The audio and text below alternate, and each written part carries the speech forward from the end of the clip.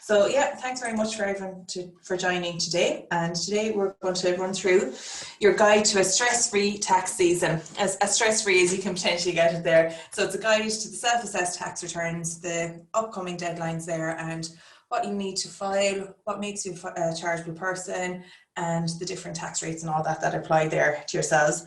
We try to make it as stress-free as possible, because anytime anyone hears the words taxes, it sparks up anxiety for them, and especially if you're a self-assessed person as well, there, it can be quite stressful there for you. So just a quick overview on ourselves here. So we've been established since 1996. So we're in operation there for over 20 years there. We're ISO certified there, and what we do is we work to either maximize your legal tax refund if you're in a refund position, or if you're a self-assessed person and you have tax liability, we'd like to try and optimize your position and reduce your liabilities there for you. So we're part of the Taxback group there, so we're quite large there. We're operating across over 100 countries there. We've got 23 offices globally, and we've got over 1,100 employees there. I'm going to try and speak a little bit slower because I know I talk quite fast when I'm on these. So what's on the menu for today? So the first thing we're going to do is we want to talk about who is a chargeable person. So what makes you a chargeable person and what tax implications are involved there. So if you are a chargeable person, what you have to do, what tax returns you have to file them, when do you have to file them, what different tax credits and deductions you're entitled to claim there to try and reduce it there. We'll touch slightly then onto the July stimulus, because there actually are some nice pieces included in the July stimulus there for self-assessed people that will help reduce your tax liability potentially this year for you, and stuff that will help you going forward into 2021 for your tax return for this year there. And then we'll talk about why choose taxback.com. And then the biggest portion of today is going to be the Q&A session there. So if you do have any questions that pop up into your mind, either pop them into the chat as we're going along there, or we'll open it up at the end there for everyone for Q&A session. So who needs to file a tax return? So you will be considered what's called a chargeable person for self-assessment purposes if you're due to pay tax on behalf of yourself or another person for a particular tax period. So if you have taxes that you have to pay for January 1st to December 31st, 2019, you were deemed as a chargeable person for that year. People regarded as a chargeable person are often obliged to register their PPS number for income tax, aka self-assessment, with the revenue. So what does that mean? It means you have to fill in your income tax registration form. You can either do that by paper or you can do it online with the revenue. So you need to let the tax office know that I have additional income outside of the PAYE bracket for the year that I need to report and declare to you. So you're letting them know in advance that you are registered for income tax and that they should expect a tax return for you. Chargeable persons mainly refers to the self-employed person. You may be a sole trader, you may be a company director or contractor. It also applies to the likes of landlords, Airbnb hosts, or PAYE workers with additional sources of income outside of your PAYE. So it could be investment income or rental income. So basically, if you have anything that's not going through your employer as PAYE income, it deems you as a chargeable person. So it's just a few examples of PAYE workers with non-PAYE income that would make them a chargeable person. So if your total gross non-PAYE income is in excess of 30,000 euros in a year, or your net assessable income is in excess of 5,000 euros in a year, that makes you a chargeable person. You'll have to file a Form 11 income tax return. Or if you have non-PAYE income less than the 5,000 euros, but it's not coded into your tax credit certificate, again, you'll be a chargeable person. You have to file a tax return with it. Proprietary directors then, anyone with a shareholding of 15% or more in a company there, they are also obliged to file a tax return in the year. And then if you open up, it's an unusual one, but if you open a foreign bank account, again, you need to file a tax return in relation to that. And then anyone that has a gain arising on the sale of shares or a sale of property, if you've got a capital gains tax that needs to be declared there, that all has to go into a tax return there. So they're kind of real common reasons why someone would be self-assessed even though you're a PAYE worker. And then you also have the sole traders or the company directors that have a whole company there for them. So what's the implication of this for you? So the implications of being a chargeable person. First of all, as I mentioned, you have to register for income tax. So you either fill in the paper form TR1 or you register online with Ross. That is basically you telling the tax office you have additional income, you're going to expect a tax return from me. So The next step then is you have to submit your tax return to the Collector General for the 31st of October the following year. So the self-assessment works retrospectively. So any income that you earn this year, so for example, January 1st to 31st of December 2020, you have to submit that return to the tax office by the 31st of October 2021. So at the moment, the approaching deadline is for the 2019 tax year there. On that same date, then you have to pay the balance of your taxes due before the 31st of October.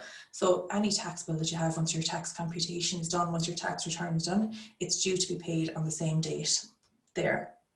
You also then, it's a tough one on your first year that you're self-assessed, you also have to pay what's called your preliminary taxes on that date as well. So your preliminary taxes is you prepaying taxes for the following year.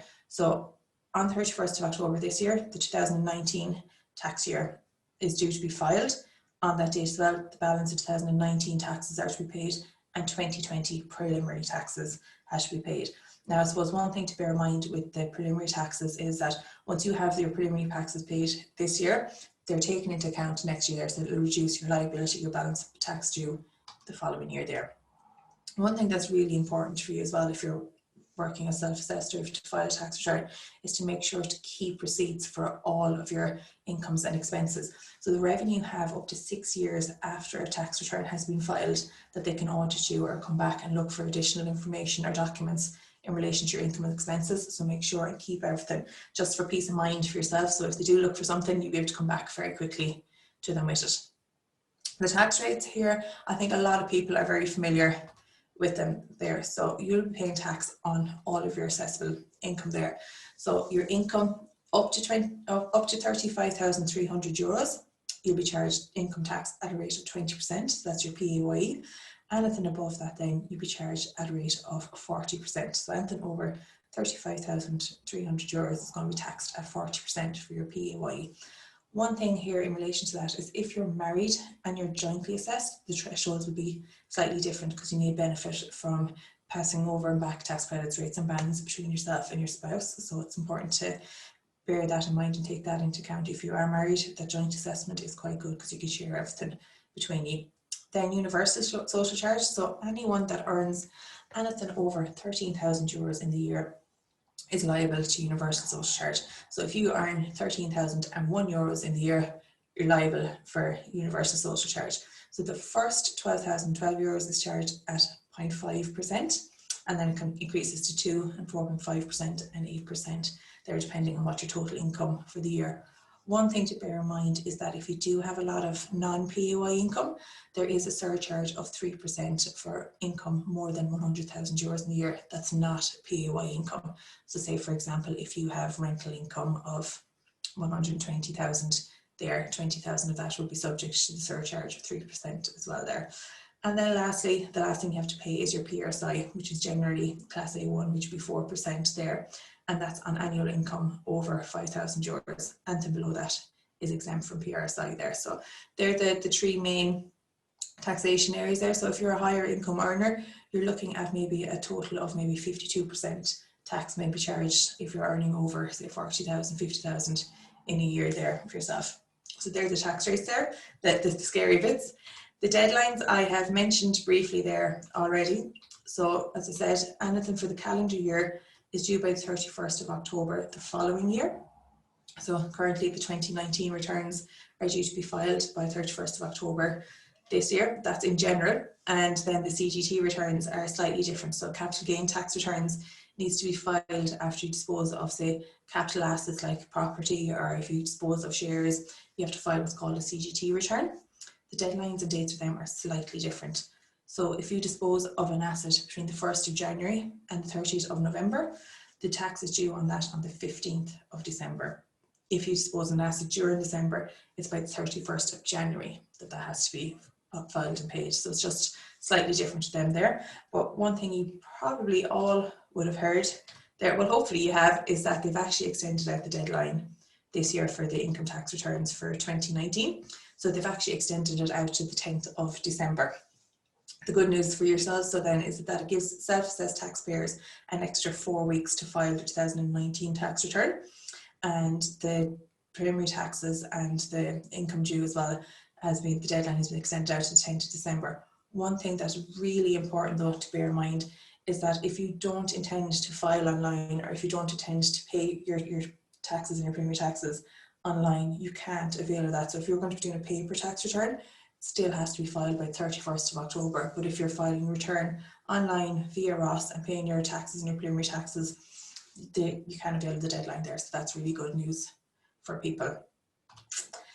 This slide people don't like to look at there, but it is one that needs to be covered there. So for late filing or like late payment of your tax liability, there are interest and surcharges that can be charged by the tax office. So the difference between the two of them. So interest is charged on your overdue tax, so your tax that hasn't been paid, and they can charge it at a rate of 0.0219% per day or part day of that you are late in paying and filing that there. So if you have tax liability and you're not paying it there, they can impose that tax interest rate on it there. In practice, they rarely do charge interest on late payment of tax, but they're well within their rights to do so. So even though they don't generally do it, it is to bear in mind. One thing that they do religiously do is they do impose surcharges. So a surcharge is for your late submission of your tax return. So if you are 1 week, 1 month, 2 months late in filing your tax return, automatically 5% of your liability will be charged as a surcharge. So that would be an additional 5% of your liability you'll have to pay. If you go over the 2 month mark and you are, say, 6 months late in submitting your tax return there, 10% of your liability is going to be charged as a surcharge. So that means if you have a tax liability of €10,000 and you're 3 months late in submitting that to the tax office there, straight away you're going to have an additional €1,000 that you're going to have to pay. So it's really important to file your returns online, try and get everything paid online and be engaged with the tax office, because they'll automatically apply those surcharges there and it's impossible to get them revoked there. Credits and deductions. So this is probably an area that's going to be really interesting to people. I get past the scariness of the late fees and surcharges. So credits and deductions. So what can you claim? So credits are available for a tax year to decrease your individual's tax liability. So if you're a resident here in Ireland, you're entitled automatically to what's called the personal tax credit. That's in the amount of €1,650. In addition to that, if you are a PAYE worker, you're also entitled to what's called the employee tax credit, which is again €1,650. So what we would call standard tax credits in Ireland would be €3,300. So it's both of them combined. Subcontractors then, or self-assessed people, are also entitled to claim what's called the earned tax credit. It's an amount of €1,500, or it can be 20% of their qualified earned income, whichever of the two is lower.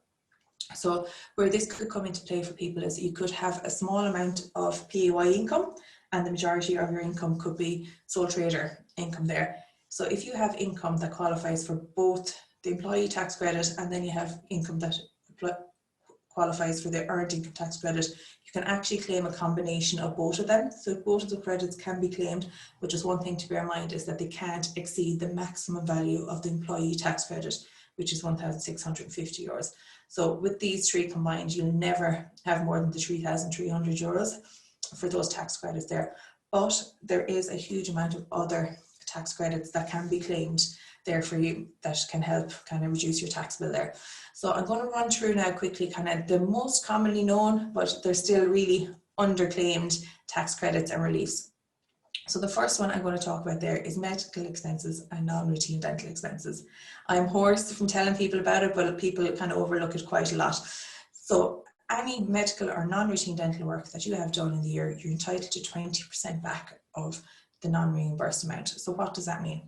It means every prescription fee that you have to pay for during the year, every doctor visit you have to pay for during the year, if you have to get a root canal, you have to get a crown and you have to get some veneers in the year, they're all deductible at 20%. A lot of people overlook these because they think, oh, I have medical insurance and I've got my money back on that already. You can claim back a tax relief on what hasn't been reimbursed by your medical insurer. So that means if you had €1,000 worth of medical expenses in the year and your medical insurer refunds you €500 of that, you'll still be able to claim a tax relief on the remaining 20%. Another one that I'm sure if any of you have attended any of these talks with me before now will know I'll talk about an awful lot this year is e-worker relief. So earmark relief is a tax relief that is for remote workers and people that are working from home. So a lot of us are working from home and working remotely this year. There's a tax credit, a tax relief that you can claim in relation to that. So it's for the additional costs you'd have in relation to your home heating, in relation to your electricity and your Wi-Fi for the year. It's straightforward enough to claim back. It's only a matter of retaining copies of your receipts for your utility bills and also getting a letter from your employer once the year ends, detailing the number of days that you worked at home in the year. Another few credits that are really kind of key ones there that a lot of people overlook are the likes of the single parent child care credit, the home care tax credit, and the incapacitated child tax credit. These are all high value tax credits, but for obvious reasons are kind of sensitive enough ones there, but we always try to encourage people to include them in the returns anyway there, because it really does help their tax credit, their tax circumstances, and if you're entitled to it, you should be claiming it there. One that's probably going to come as well, really kind of more prevalent this year and going into next year, is the home cares tax credit. So it may have been a case earlier in the year that there was a family and both spouses were working full time and the kids were in school or they were in childcare, but it may be a case that one has lost their job now in March and hasn't returned to work. If it's a case that your spouse is at home now and hasn't restarted work since March, you may be entitled to the home cares tax credit if you have dependent children under the age of 18 and if your spouse's income is below €9,000 in the year there. So that's one that can definitely be of benefit to people this year. And then the last one I'm going to touch on there is flat rate expenses. So flat rate expenses are based solely on your occupation. It's a tax credit that you get if you are a nurse, if you're a doctor, if you're a shop assistant in retail, if you're an engineer, if you're an electrician. I could probably go on all day long. There's over 350 different occupations that are entitled to flat rate expenses that can really help their tax return as well. So if it's a thing that you're unsure whether your occupation is covered by it, if you quickly Google the words flat rate expenses and revenue, there's actually a downloadable Excel sheet that you can see there with all the different categories that are covered by it there. So it may be a case that you are entitled to it, but you don't call your job title exactly what it is. So say, for example, we work a lot with Home Instead, and they use the phrase caregiver, whereas technically they're nursing assistants. So they will be entitled to the flat rate expense, but because the word nursing assistant isn't in their brain, they don't see it on the list when they're checking it there. So it's always just good to have a look over that list there for yourself. And then another thing that's really beneficial to your taxes is deductions. So what are deductions? Deductions in general reduce your taxable income. So they actually reduce down your income that you'll be taxed on there. So it means that you can get a benefit of up to 40% of the cost of them if you're a higher taxpayer. The most common kind of deductions are either personal pension contributions. So if you are making pension contributions directly to your pension provider, so it's separate to payroll, you can have a tax relief back on up to 40%, so at the marginal rate of what you've contributed there. So that can really help your tax bill as well. We would have a lot of people that would get us to prepare their computations for their tax return now, and then they would ask us to have a look at it and see how much they can pay into their private pension in order to reduce that tax bill. The kind of cool thing in relation to pension deductions is you can make a payment today. So you can make a payment for the 31st of October, and you can make it relative to the previous year. So we can make a payment today in relation to your pension in 2020, have it relating to the 2019 year, and it'll bring down your tax liability for 2019. Another one deduction that is commonly claimed there is legally enforceable maintenance payments. So that's if you have to pay maintenance to your ex-spouse. Now it's only for the maintenance of your ex-spouse, not for the children there. So you'd have to have a legally enforced, say, separation or divorce agreement there stating the amount there. But if you do have maintenance payments there, it's really useful to you as well to include that there. And then expenses. So this is another area there. So people often ask, can my expenses offset my tax bill? The answer is yes.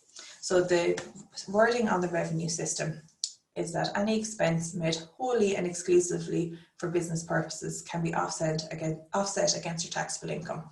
So the word wholly, what does that mean?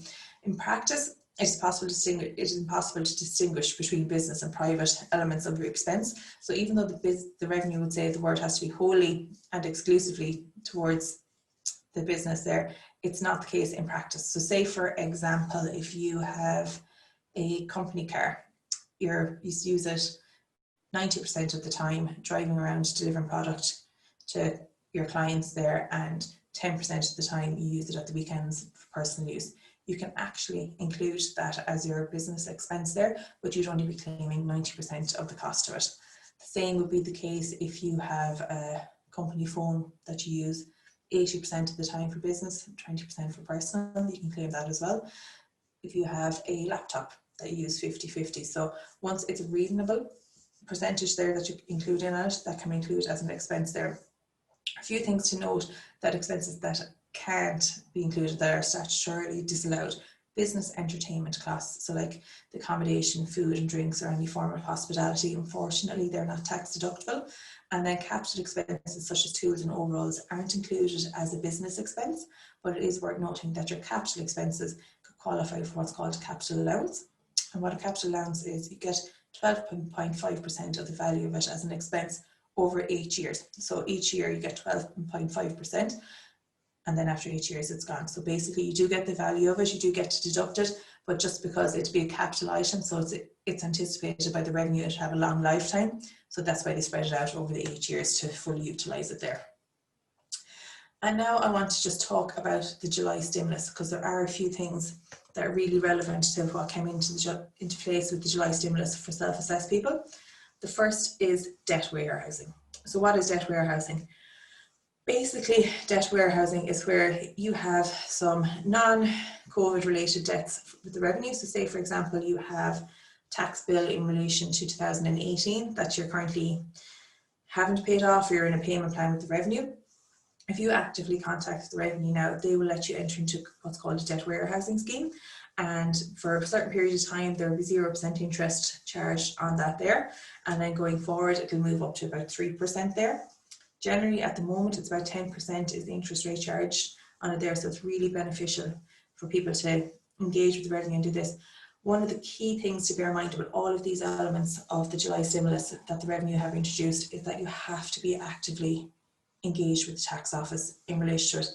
They're not going to automatically grant someone the reduced rate of interest. They're not going to automatically put you into these schemes. You have to be in contact with the tax office. You have to be engaging with them and say, look, I know I have this tax bill, I'm just not in the position to pay it at the moment. Can I avail of debt warehousing? And they will do that for you.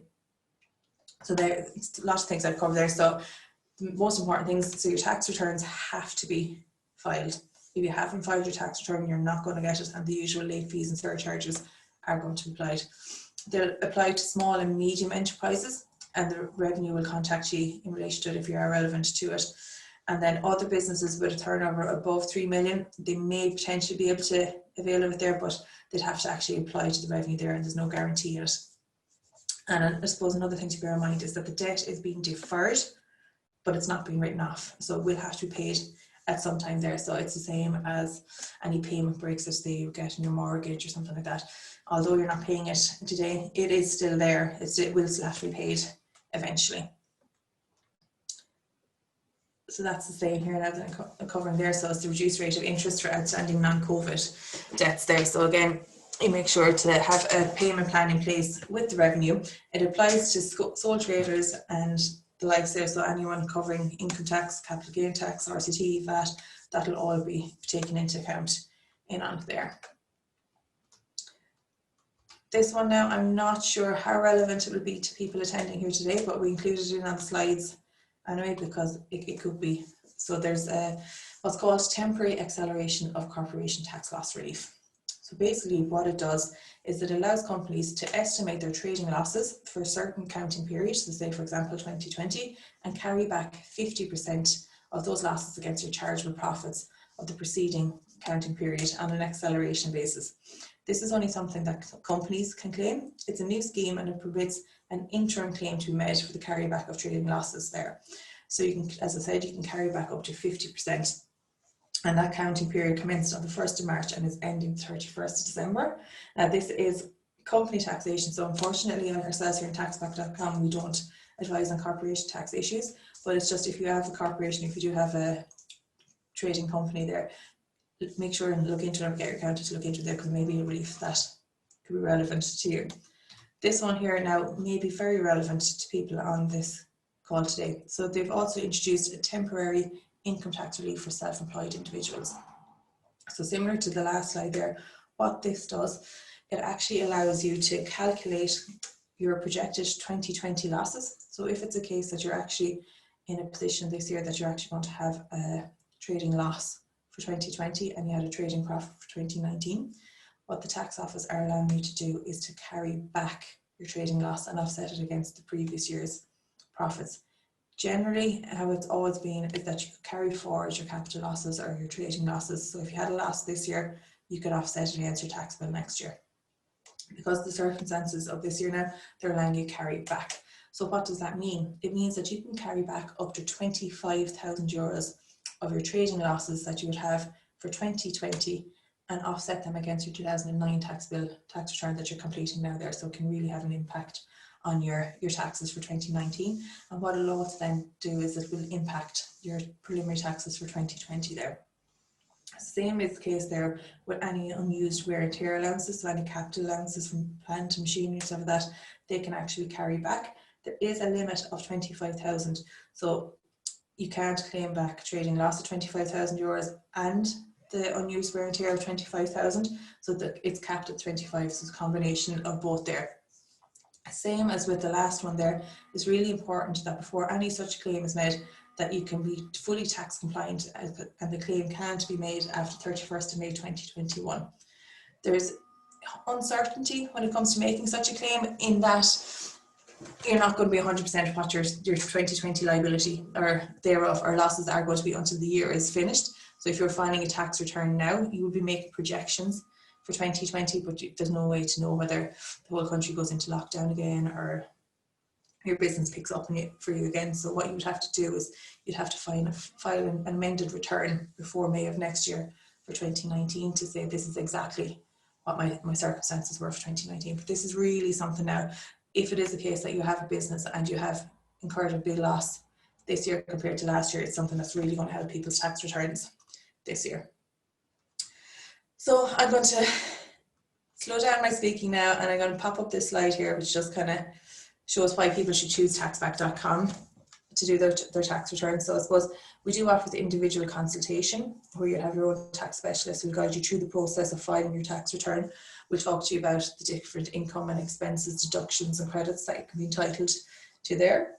We'll try our best to reduce your tax liability, and with over 20 years experience in it, we're very reliable there. All your returns are prepared by Irish tax technicians and they are then reviewed by ITI qualified tax professionals there. So there's always going to be 2 accountants looking at your return before it's submitted. We offer an end-to-end service. So that means that we take care of all the conversations with the tax office. If the tax office look for additional info on something, we can take the scariness out of there and we'll do all the tax office liaisons for you. And what's really important is that you have the peace of mind that your tax return has been filed fully compliant and that you're in receipt of all the different benefits and credits and reliefs that you'll be entitled to.